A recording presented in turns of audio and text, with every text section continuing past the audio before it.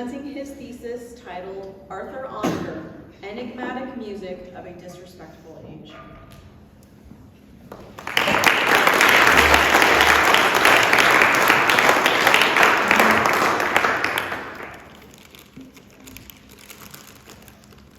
In music history, the study of those composers that were not musical rebels or radicals is often neglected.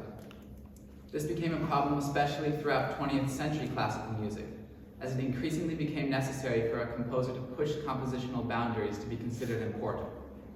Such boundaries across include harmonies used, melodic content, rhythmic complexity, and several other components of music. Whatever the manner, radicalism became the prevalent method of composition, and by 1950, serious music for the most part left the realm of living composers. For the purposes of this presentation, I'm speaking exclusively to serious music, also called art music, which simply refers to any notated music with complex structure. So, the performance of serious music in the 1950s entered a cycle which to this day consists almost entirely of non-living composers. Considering this unfortunate situation and fascinating era, exploring it in hopes of finding some solution becomes worthwhile. This presentation will focus on a single case study, the life and music of the Swiss composer Arthur Honegger, who lived from 1892 to 1955. I'm focusing on Honegger because he represents a musician who does not fit neatly into traditional categories, and one who is difficult to understand at first listen, but also because he is one whose story is directly impacted by that of the 20th century. Not everyone understands the ways in which music got to the place it is in today, and not everyone looks at the stories of the neglected musicians. Arthur Honegger's music is unfairly neglected in the present day. His works deserve to be performed and recorded more often as part of the canon of great repertoire, and his life and music also merit important scholarship, so often given only to the radical or revolutionary figures of his era. Through discussion of his life, music, and reception, it is apparent that there are two major causes for this neglect: Honegger's enigmatic in-between stylistic position, and the unfortunate situation of classical music in the later 20th century. Our first task is to understand Honegger's musical style, the language in which all of his music is written. Inherent to Honegger's Swiss heritage is a blend of German and French influences which historically are cultures at odds with one another. We will begin by examining his French influences, the aspect of his style for which he is most well known. Early in his career, Honegger studied at the Paris Conservatory, where he picked up influences in his music from experimental French trends, such as Impressionism and Symbolism. After World War I, Honegger played up his French side in not only musical style, but in choice of spoken language, French, and residency, Paris, to avoid being considered a German sympathizer. He joined 5 famous young Frenchmen, including Francis Poulenc and Darius Milhaud, to found the group Les Six, the Six, a modernist, anti-German, anti-romantic community which became a dominant musical force in 1920s Paris. Les Six remains undeniably the most famous aspect of Honegger's life. And now we're going to hear a clip from a work composed during Honegger's time with Les Six, which shows the lightweight, simplistic, direct French music of the day.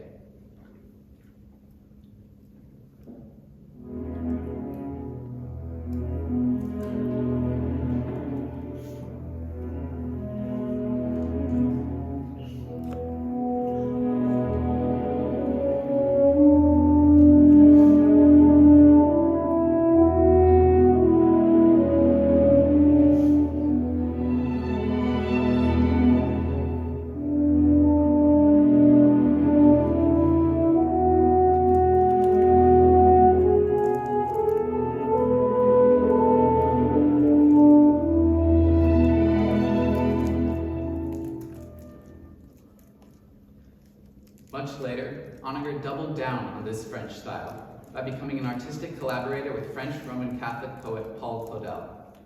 The most important work they created together, Jeanne d'Arc à Boucher, is both musically French in its style and nationalistic in its conception. Through the story it tells of Joan of Arc, Honegger and Claudel celebrate French culture and history and depict the French people as something even close to the God's chosen people. The music is also inherently French in its style, using jazz instruments, avoiding romantic harmony and methods, with speaking characters instead of singing ones to avoid sounding like opera, and utilizing actual medieval French folk songs, hymns, and chants. Why this clear Frenchness? Honegger and Claudel wrote it in the late 1930s and specifically wanted to avoid association with the Nazis. However, Honegger is most fascinating and important to this discussion because his style is foundationally dualistic. Elsewhere, and almost inexplicably, there is equal if not more influence from Germanic musical styles. It is just farther under the surface and harder to see. Honegger loved Richard Wagner as a child, and it instilled in him a love for drama and storytelling. He was inspired by Beethoven's expression and first-person, emotionally direct compositional style. And his single biggest musical idol and influence from any nationality or style was J.S. Bach. Honegger's music has all-pervasive, distinguishing traits which are lifted directly from Bach.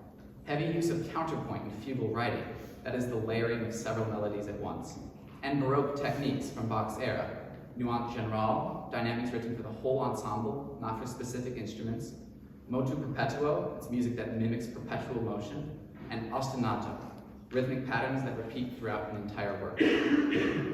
There are also several literal references to and pieces directly inspired by Bach's works. Most major Honegger pieces have some degree of inspiration taken from Bach from beginning to end of his career. He is both the foremost modernist era of Bach in the 20th century, and he is also arguably the foremost French-speaking era of Bach in history.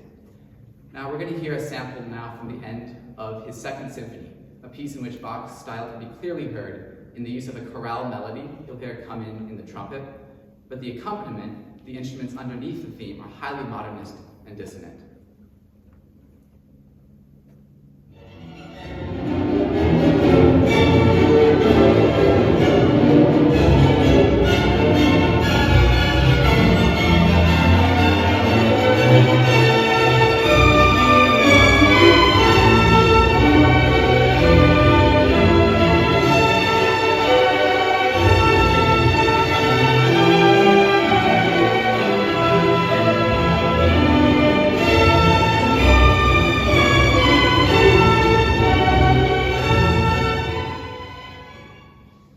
Despite this clear influence from Bach, he is remembered mainly as a stylistically French modernist, when both aspects of his style are clearly present at the same time.